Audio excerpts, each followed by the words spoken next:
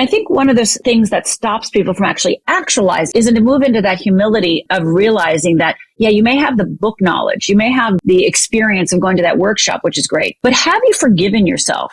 Have you given yourself a break? Have you let go of who you think you are or think you were and be willing to see yourself with literally a new set of eyes, to shift your perception of the world, let alone yourself? Welcome to the Empowered Life Podcast, a space dedicated to spreading the message that you have the power within to create everything you seek. So if you're ready to enroll in a new kind of higher learning, the kind that leads to true personal freedom, then hang here with us. We're your hosts, Rudi and Rudi Riekstins, and this is the Empowered Life. Welcome to the Empowered Life Podcast. My name is Rudi Riekstins, and I am so excited to introduce you today to Rhonda Britten. She is an Emmy Award winner, 4 times best-selling author, including her book, Fearless Living, which is what has attracted me to bringing her onto the Empowered Life Podcast today. In addition to this, I have to tell you, I'm going to caveat here for a second. So many people tell me that their life goal is to be interviewed by Oprah Winfrey, and Rhonda has been interviewed by Oprah countless times. She's also a TEDx speaker, a master coach, and has devoted her life to teaching people how to master fear. Welcome to the show, Rhonda. I'm so excited to have you on the Empowered Life Podcast today. Well, thank you. And it was fun to be interviewed by Oprah. It was a game changer. I got interviewed in the early days of my career, and it was a game changer then, because obviously I was new in my career. And then as I, whatever you want to call it, became more well known, I got interviewed again and again. So it was lovely. Thank you. And everybody should do it. I love that. Everybody should. Yes, everybody should do it. Everybody should. You know, it's funnily on almost all of my clients' goal lists, at some point they want to write a book or achieve something, and then they want to be interviewed by Oprah. Like, that is the end result of true success. So I love that so much. I want to start off the episode today by just laying a foundation. We always talk about in the Empowered Life Podcast, life is always qualifying you. Life is preparing you for who it is you get to become. So often we hit challenges, we have roadblocks, we have situations or events that happen in our lives, and we think like, why me, poor me? Whereas we're wanting to remind people that everything is always serving the person that you get to become. Marianne Williamson, who is one of my greatest teachers, she had actually commented or shared that, and I'm going to read the quote here, I've got it pulled up, she says, Rhonda Britten has risen from the ashes of genuine catastrophe. She has seen the deepest, darkest, and has found her way beyond it. Hers was not an easy path by any means. What she has accomplished within herself, now she gets to help others accomplish as well, is nothing short of miraculous. To have her say something like that is just truly incredible. And I wanted to set the foundation for the podcast episode there today because you have had an incredible life experience. But I would love to ask you, what qualified you to actually speak about the topics that you speak about? And why are we going to be talking about how people should live fearlessly? That's such a big question because, I think that what got me here is crawling through the dirt, so to speak, right? Like, people think that, it's like, oh, you have an idea one day, you just wake up and you're just like, are you just going to do it? And it's like, no.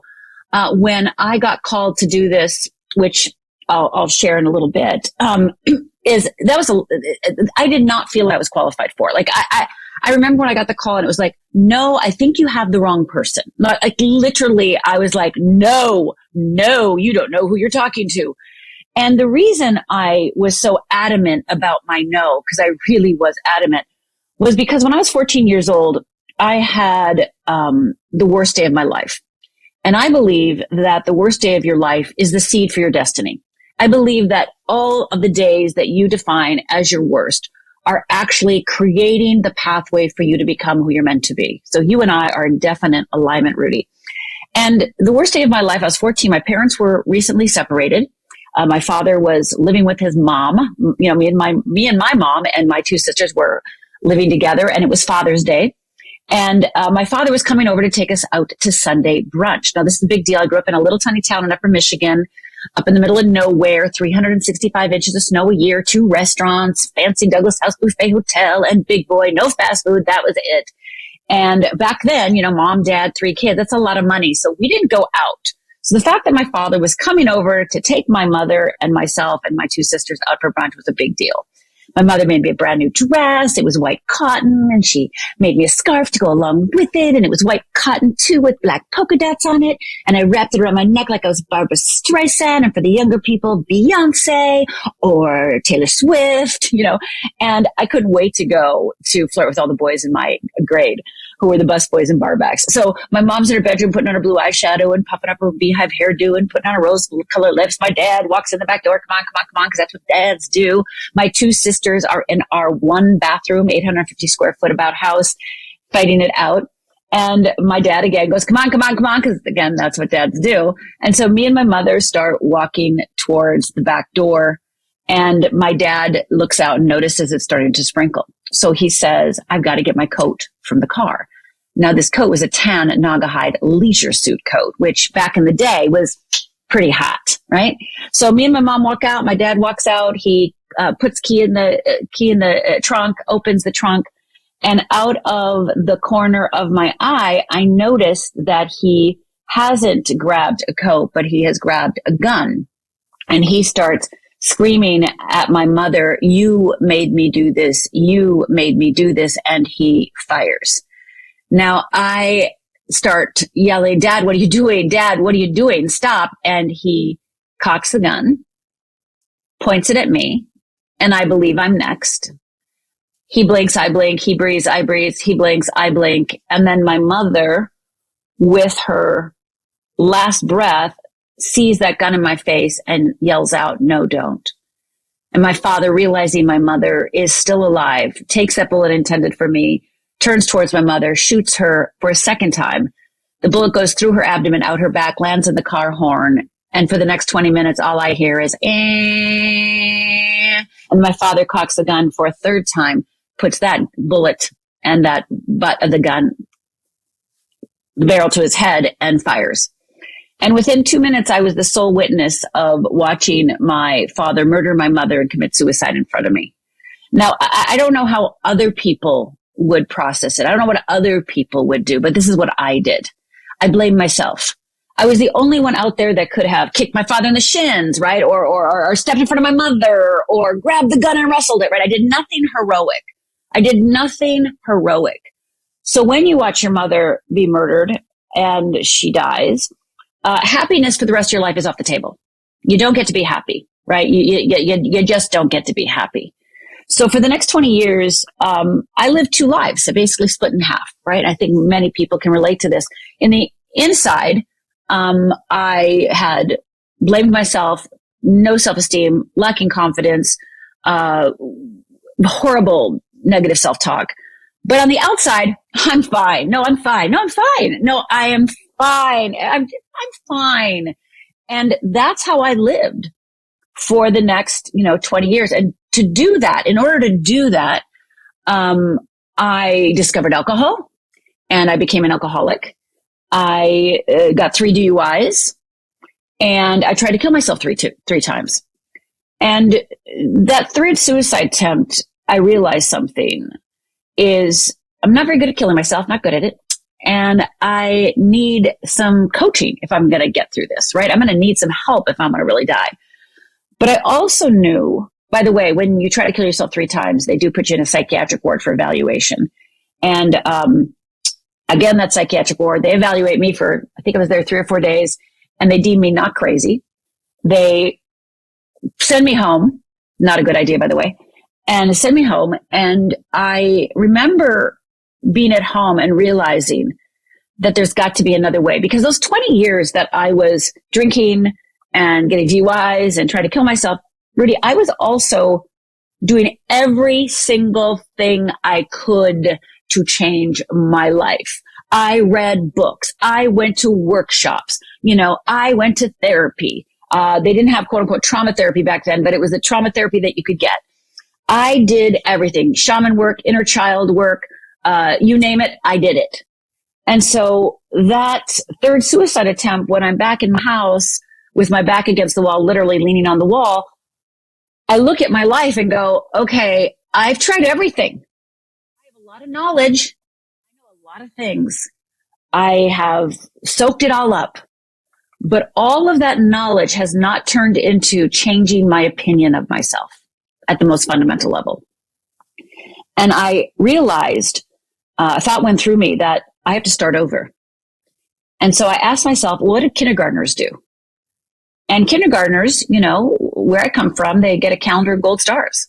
So I actually went to the store, got a calendar, got a gold stars, and I started giving myself credit for anything good I did. And I mean anything good. Now, remember, I was not in great shape. And I'm talking about the things I gave myself credit for were like getting angry and not breaking anything, or having a drink and not getting drunk. Like that's the level I was at. But at the end of 30 days, I had a calendar filled with gold stars. And I realized that there was hope. And there was something within me worth saving. And that journey of living one way internally and living another way externally, basically splitting myself in two, was driven by fear, right? Fear of people seeing me, fear of being vulnerable, fear of failure, fear of loss, fear of rejection, fear of not being good enough, right? All those lovely fears that we all carry around with us. And I realized that there had to be another way.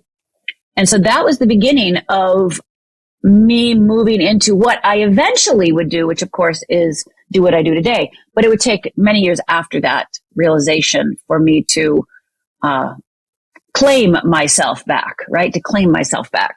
Obviously, I want to just acknowledge what you just shared with the audience. And I knew what was coming. And yet, as you were setting the stage and the foundations, you're animated and you're smiling and you're laughing and you're telling jokes. And it's hard not to get caught up in just your beautiful personality. And then to hear this shocking revelation of obviously of the experience of what you went through at 14 years old. Not every single person that's listening to this has had an experience equal to that. I believe our traumas. I hope not. Right? Absolutely. I mean, I believe our traumas are all equal. I just don't believe our experiences are all equal. And so that obviously is a profound experience. And I want to just acknowledge I'm very sorry for the experience. But I also believe that it has so beautifully set you up to do what you do today, to have gone through that experience, to have had the 3 DUIs, to gone through the trauma. And you gave such a beautiful secret formula to life. And I think so many people might miss it because there was so much simplicity in it. And while you were speaking, I made the note to follow up to ask you a question. And then you answered the question. And that's what I want to go back and ask again, because I want you to just explain it slightly differently, more so in a step-by-step process that is going to support anyone that is going through trauma right now, that has found themselves in a situation where they're struggling and they don't know how to create that shift or that change. And so I want to ask you, what would you say is the best way for somebody to turn their life around? And more specifically, what was the catalyst for your change? Now, I know you've mentioned it, but I would love for you to break it down because you hit 3 things and you mentioned 3 different steps that you took, but I want everybody to really walk away with, okay, so if I'm in this place, I do this, I do this, I do this, and now they have the foundation. They're not ready, but they're ready to start. If you could go through and give us, what would be those 3 steps? Well, I'm not sure what 3 steps you wrote down, but I'd be very excited to see that. And when you asked me this question, the thing that hit me in the heart right away is forgiveness. Because, the day that it happened, this happened when I was 14. When I was 13, I planned on being a minister and I announced it to my parents. And so when my father killed my mother, that day I thought I forgave my father. And I didn't think my mother needed forgiving, right? I didn't think, my mother didn't need forgiving. And I didn't have a right to be forgiven because remember, I didn't save her. So I didn't get to do that. You don't get to forgive yourself when you're the cause of a murder-suicide, right? In your mind, in your heart, right? In your 14-year-old mind or your 25-year-old mind or your 40-year-old mind. And so one of the big turning points in my life was being willing to start over, which is what I shared, right? Like everything I'd done, I'd worked so hard and I'd done all the quote unquote right things. And I had so much intelligence and knowledge. I knew all the right answers. And so many people do, right? So many of my clients come to me with all the right answers. They've read the books. They know, everybody knows the right answers, but they don't know how to do it, right? They don't know how to actualize it. And I think one of the things that stops people from actually actualizing it is to move into that humility of realizing that, yeah, you may have the book knowledge, you may have the experience of going to that workshop, which is great, but have you forgiven yourself? Have you given yourself a break? Have you let go of who you think you are or think you were, and be willing to see yourself with literally a new set of eyes, to shift your perception of the world, let alone yourself? So forgiving myself actually was the hardest thing to do. Forgiving my father actually proved to be the easiest. My father, as I started moving in my ability to see clearly, after I quit drinking, etc., forgiving my father, I could see his woundedness, right? I could see my father killed my mother because he was afraid. Period. End of story. Sure, he had some mental illness. Maybe. We don't know that. But his actions were based on a fearful man, right? You don't kill somebody unless you are afraid. Again, unless mental illness, etc. So my father was afraid. My mother, my motto in fearless living is live the life your soul intended. And my mother, forgiving her was actually a little bit more difficult because I had kept her as the victim. My mother was the innocent victim. She did nothing wrong. My father just came in one day and killed her, right? And that's true. That is true. My mother is not to blame for her own death. Yet, my mother stayed with my father for 20 years because she was afraid to leave. She was afraid to leave. Even after, when I was 12, my father tried to strangle me. And my mother, didn't leave then, didn't take me out of the house then, right? My mother was afraid. And I think so many of us are afraid, even though we know we're in bad situations, a bad job, a bad relationship, living a life that we're not happy with. We're still afraid to change, right? We're what's going to be on the other side? I don't know what's going to be on the other side. And I felt that same way. What's going to be on the other side? And by the way, I just want to give a little good news, and then I'll go back to forgiveness. The good news is one of the things that kept me from changing my life for many years was I thought that I was the only one that felt this way, right? And I thought that nobody would be there, that I had to keep my friends I had, right? I had to keep my friends I had. But what I realized is as I grew and changed and became more awake and aware that there's a lot more healthy people out there than unhealthy, a lot more fearless people than we know, but we don't have access to them. We don't even see them when we're in fear. So forgiving my father was easier. My mother was a little harder because I had to take her off the pedestal of victimization, right? I had to be willing to see her as a woman. And then the hardest person, of course, to forgive was myself, because I should have known, and I should have kicked him, and I should have done something. And I did nothing. I just froze.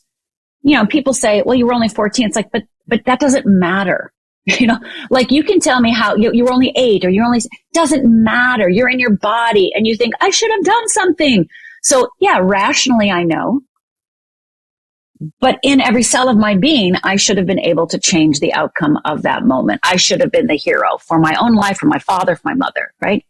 So that forgiveness, that level, and I will use the word humility and vulnerability and kindness to myself, actually, was the pivotal point to unlock the chains from my past. Otherwise, because, to the world, remember, I was fine. I mean, even though I was drinking, I was still looking successful on the outside. So, people weren't thinking anything was wrong with me unless you probably really knew me or were my therapist. I'm sure many people weren't tricked, but I thought I was tricking them, right? So forgiveness was the catalyst that really shifted the game, because it took me out of the victim position. It took my mother out of victim. It took my father out of victim. It made us a trio in this story called, horror, called, catastrophe, called, A, B, or C, called murder, suicide. And it had us all rise up and say, somewhere in the past, and I believe in God, divine spirit, field, somewhere we agreed to this, somewhere I agreed that this was going to be my soul journey. I think that what you just said there, Rhonda, is what is so important for people to take away from this, because that's where you take your power back, is that when you say somewhere on some level, I believe that I agree to this. Obviously, I don't like it. I didn't participate in this moment. I didn't choose this moment as this person, but somewhere on some level, because as we get back to what you said in your opening sentence, it's qualified you really to be who you've come here to be. I want to change my question slightly, but I want to answer the original question I had asked and the steps that I'd written down that you had given, which I think forgiveness is the first place anybody and everybody should start. But you had also spoken about how you started stacking evidence, where you took your little stickers and your calendar and you started looking at all the areas of anything you've ever done. You then started taking action, committed action. That's the second step. And then the third was you were open to starting over. And so many people want the change, but they're not ready to accept where they are or where it is that they're wanting to go. They're not ready to start taking steps. And then they also don't believe in themselves or their worthiness. And you started in the very beginning, which is you have to stack evidence that there's something worthy in you to work, to go through, to be open, to take the steps and the action, which I thought was beautiful. So you've mentioned fear so many times. Obviously, you've written this incredible book on fear. You've had a tremendous amount of success as it relates to supporting people in overcoming fear. So let me ask you, why do you think we have fear, or what would be the benefit or the advantage of fear? And how does that support us in becoming fearless or successful? Well, fear is part of our neurobiology. So there's no getting away from it. You can't rid yourself of fear. So if anyone ever tells you, oh, you will never be afraid again, you run as fast as you can, because that's not even possible with our neurobiology, the way that we are literally created. So the way our brain works is keeping us safe. That's our number one job. And fear is, I believe every emotion, every feeling we have has a job. And fear's job is to keep us safe. The challenge is that fear doesn't know whether we're 18, 23, 42, 56, 73, right? It doesn't know that. It still treats us all like 5-year-olds. So it is constantly on alert to whenever you're hurt or wondering or confused. It's like, well, we better not go there then. Because fear, the reason we repeat our past, the reason we keep doing the same things, is because the way our neurobiology works is when we have a problem in the present, so I'm in the present moment, I've got a problem, I got something I got to work out, my body and brain, my neurobiology actually looks in the past for a solution, because fear says, well, I've kept her alive this long. I've been doing a really good job. So if I just do one of those things again, get her to do one of those things again, she'll be great, because fear doesn't care if you're happy. Fear's job is not to make you happy. Fear's job is not to make you joyful or peaceful. That's not fear's job. Fear's job is to keep you safe. So how does it know it keeps you safe? By having you do the things you've always done, because you're alive now. It doesn't know that about purpose and meaning and joy. It doesn't care about that. So what our brain, without us intervening, we will automatically in a present day problem look in the past for a solution, not consciously, but that's why we keep up picking up things and keep doing the same things over and over again, because again, it keeps us safe. So fear's job is to keep us alive, keep us breathing, keep us safe. That's all that matters. It doesn't care, like I said, about our happiness. So briefly, I just want to mention that there's a difference between physical fear and emotional fear, because people are always like, well, but I'm afraid of snakes. It's like, well, that's a physical fear. And that's what I call instinct, right? Like you have an instinct physically to stay alive as well, right? So whether it's a fear of heights or fear of snakes or any of your physical fears, that is literally your body, keep your body alive, right? Well, we also have something called emotional fears. And emotional fears are what I work with. Fear of failure, fear of success, fear of not being good enough, fear of loss, fear of you name it, right? So those emotional fears, like our physical fears, most of us during the day do not have to encounter a physical fear. Most of us. But almost every day we have to face an emotional fear. And we see emotional fear, we don't see it as emotional fear. We see it as a weakness. We see it as a flaw. We see it as other failures. We see it as I'm not good enough, right? That's how we see those things instead of seeing it for what it is, which is a fear. We have a fear because we do not know the result. We do not know we will be successful. We do not know we're going to be okay. And fear says, well, if there's no guarantee, lady, I got to get you back doing what you used to do, because that's the only way I know you're okay.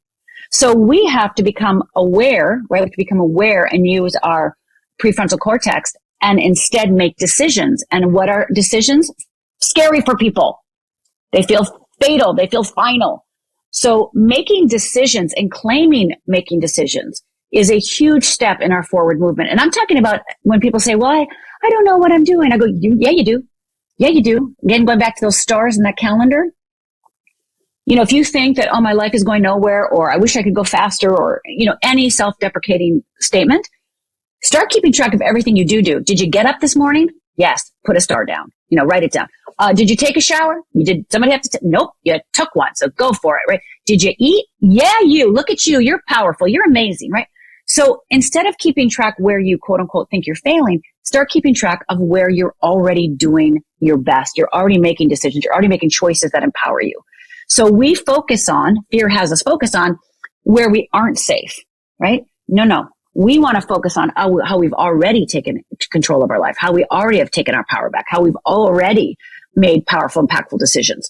So I call that acknowledgements. That's what we teach in Fearless Living. I acknowledge myself.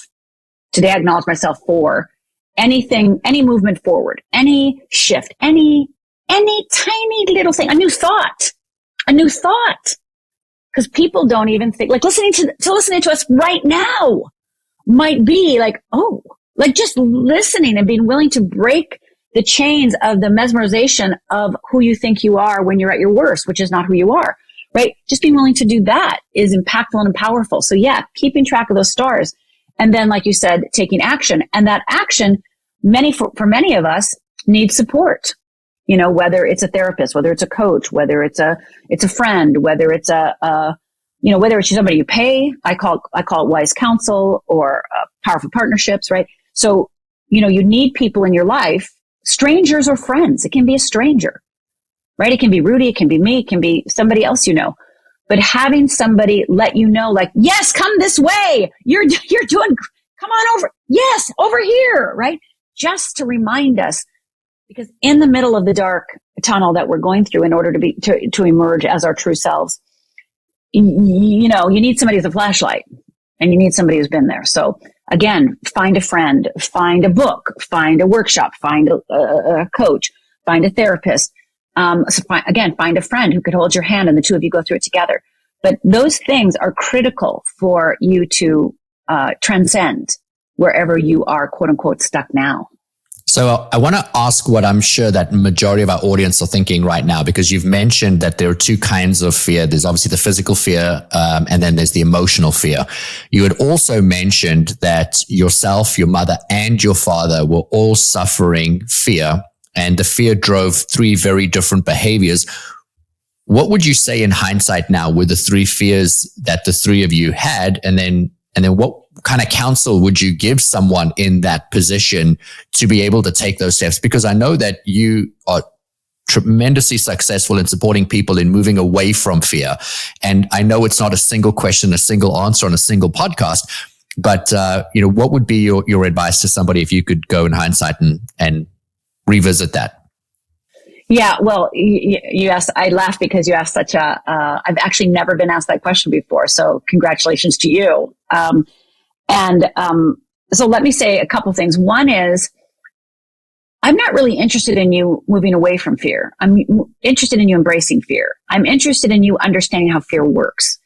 And then that's why I created something called the Wheel of Fear and the Wheel of Freedom.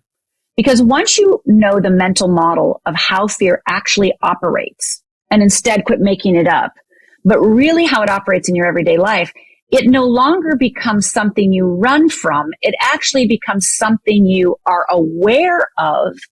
And then you can at any moment move on to what I call the Wheel of Freedom. So you ask, like, well, what was I afraid of? And what's my mom afraid of? And what was my dad afraid of? Well, like I said, I developed something called the Wheel of Fear. And the Wheel of Fear is basically your core fear, because I do believe that most of us, what we think we're afraid of are what I call fear responses. It's like how we handle fear: overwhelm, anxiety, procrastination, perfectionism, complaining, shaming, blaming, all those negative self-talk, all that stuff are fear responses. Most people think those are their problems, right? Oh, I got to quit beating myself up. Oh, I got to quit being a perfectionist, right? Well, those are fear responses. You do those things because you've been ignited with your fear. Fear is on patrol. That tells you fear is on patrol. So I have identified my wheel of fear, and I put people through a process of how to identify theirs. And I guarantee 99.9% of people who think they know what it is are wrong. So just FYI. So my core fear is afraid to be a loser. Okay. Now, side note, I was never called a loser growing up. I was a straight A student, class president, full ride to college, sang, was in the high school choir when I was in 7th grade, so I was never, ever, ever deemed a loser. So this is one of the tricks, because fear doesn't hit us directly. It doesn't, most people say, do the opposite. If you're afraid to be a loser, be a winner. I say, no, don't, because being a winner is actually running from fear. It's actually another fear response. So don't do the opposites. No. We want to go in the side door. So I was never called a loser. So if you're thinking right now I was called stupid, trust me, your fear is not stupid. It is something else. So my fear, my core fear, what I call the core fear here in Fearless Living, is the fear of looking, sounding, being a loser.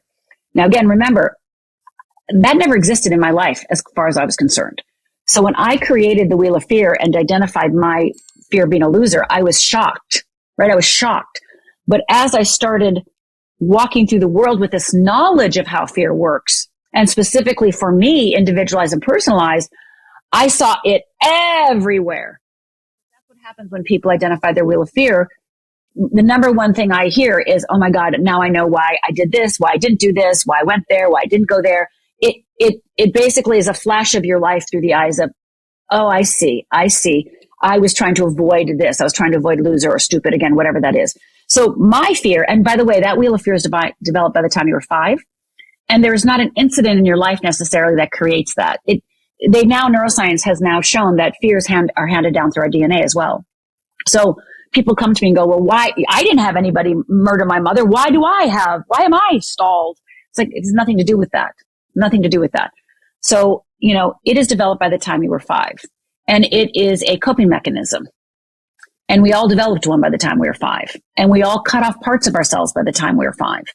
And in order to do what you're suggesting to your audience, Rudi, which is, to be the person you were born to be, to become who you're meant to be, you got to go pick that part up. You got to go pick up all those parts that you rejected, because inside of those parts are the pearl, are the truth, are that wholeness when you are fully you, that is the person that will catapult into whatever they're meant to do. Now, I want to step back. You don't have to wait to be whole. The journey is the path, right? So don't think like, oh, I've got to get all my parts back. Don't worry about that. Just step by step by step. So my Wheel of Fear is fear of being a loser, my core fear. My mother's core fear was probably fear of being selfish, because she could never choose herself, right? She chose everybody else. And, people pleaser, giver, many in the traditional, sadly, female roles, right? And my father, I think his Wheel of Fear, his core fear was fear of looking stupid. And the reason that is because one of the things that is a hallmark of fear of people fear of looking stupid is they have to be, the smartest person in the room. They have to put other people down. They have to, berate other people. And my father did all those things and more. So I think my mother lived with the fear of selfish, didn't know it, which is why she couldn't choose earlier to leave or to choose herself. My father was fear of stupid, and my mother leaving my father actually was devastating, humiliating for him. And you're not making me look stupid. Okay, like no. And my thing is fear of looking like a loser, right? That's what operated my life. That's why I gave myself permission to drink and do DUIs and try to kill myself, because I didn't have a right to be alive because I didn't save my mother. So all of us have a unique, individualized, personalized, what I call Wheel of Fear. And like I said, once you recognize that fear isn't something to run from, it's actually something to run towards, in the sense of you're going to make calculated decisions and you're going to know what's happening. You're not going to be ignorant, right? You're going to no, well, of course I'm nervous. I'm taking a fearless act, right? I'm taking a risk, right? So once you understand how it works and how your body and brain and heart and spirit work, then it's not so scary to step outside and make new decisions and make new choices.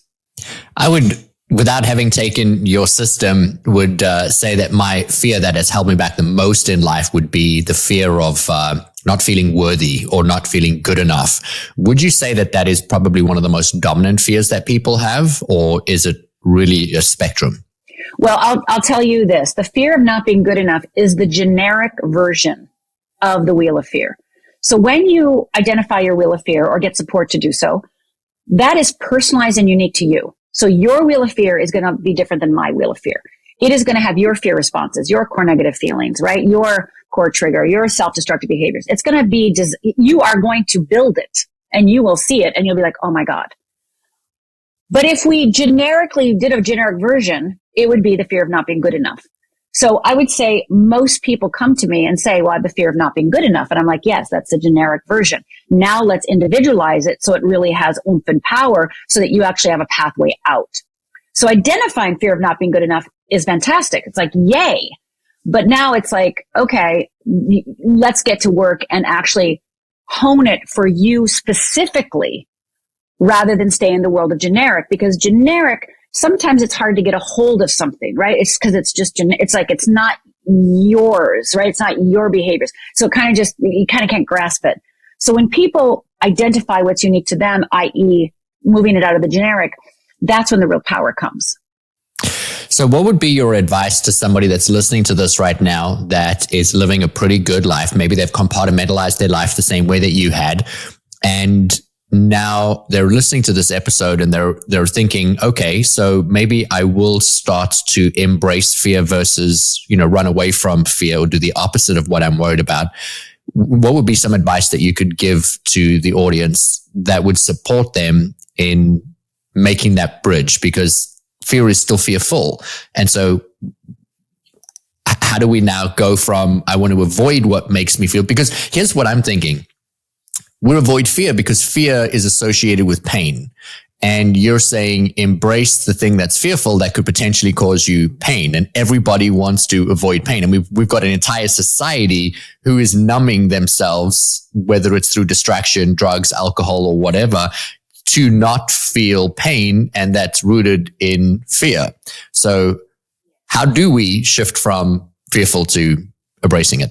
Well, the first thing to do is to know that knowledge is power, right? So now that you know that fear isn't fearful, it's just a symptom of wanting to keep you safe, which means, by the way, if fear is coming up, it means you're about to take a risk. You're thinking of something different, because fear doesn't come up when you're on the couch eating Doritos, right? It doesn't come up, right?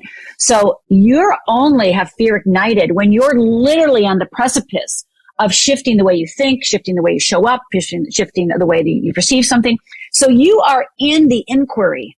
Otherwise, fear would not even waste its time to visit you, right? So that's the first thing. So then when you identify the wheel of fear, you now have a guide. You actually have a tool, again, because we want to move from the wheel of fear to the wheel of freedom, because that's what I teach my clients. It's like the minute that fear pops up, you're going to then jump on the wheel of freedom.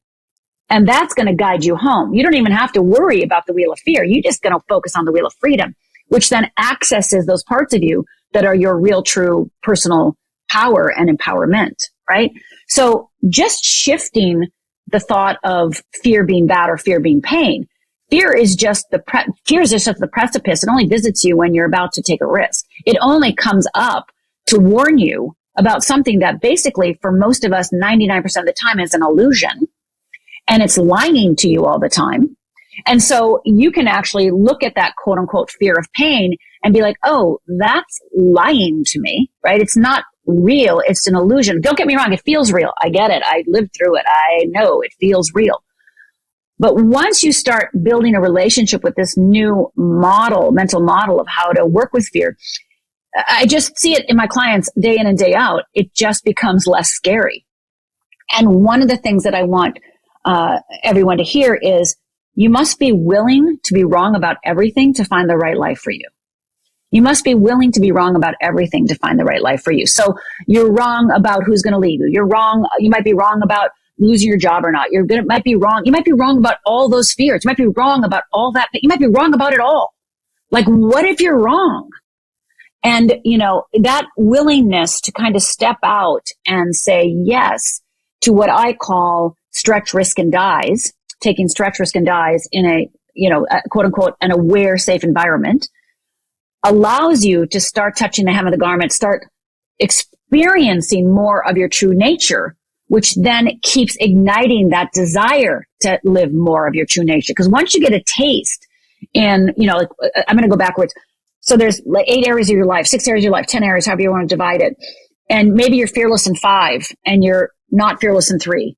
And you and I both know those are the 3 areas that kick your butt. And you're just like, oh, why can't I be better in these areas? Well, okay, let's use the power of the 5 to move you past fear in the 3, right? And you're going to do that, quote unquote, on your wheel of freedom. The other thing that I want to say is there's nothing wrong with you.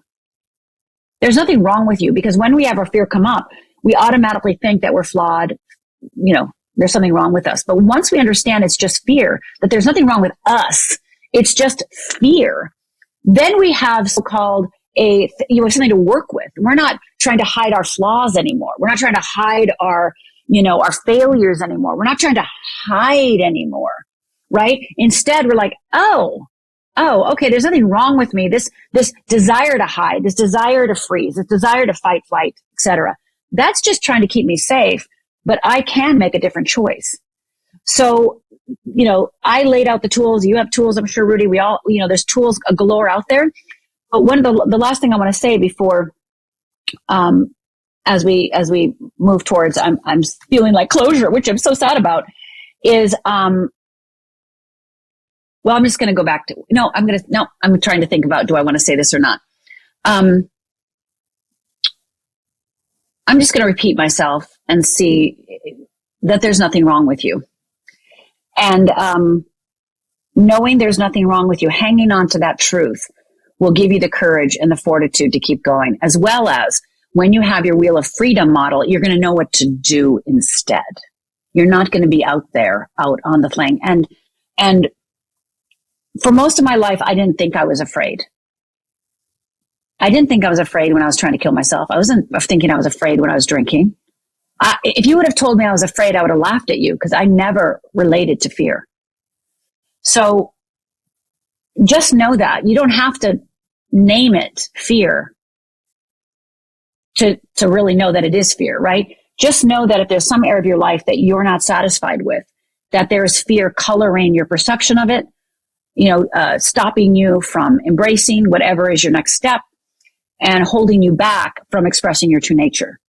It's so funny that you said that, Rhonda, because one of the questions I wanted to ask you is there's always 2 schools of thought, and the majority of people are living in the fear category where something is holding them back. Aniston and I, we host the show, and we did an entire episode focused on the other side of fear is freedom, and that everything that you're fearful of is in fact the gateway to everything that you've ever wanted.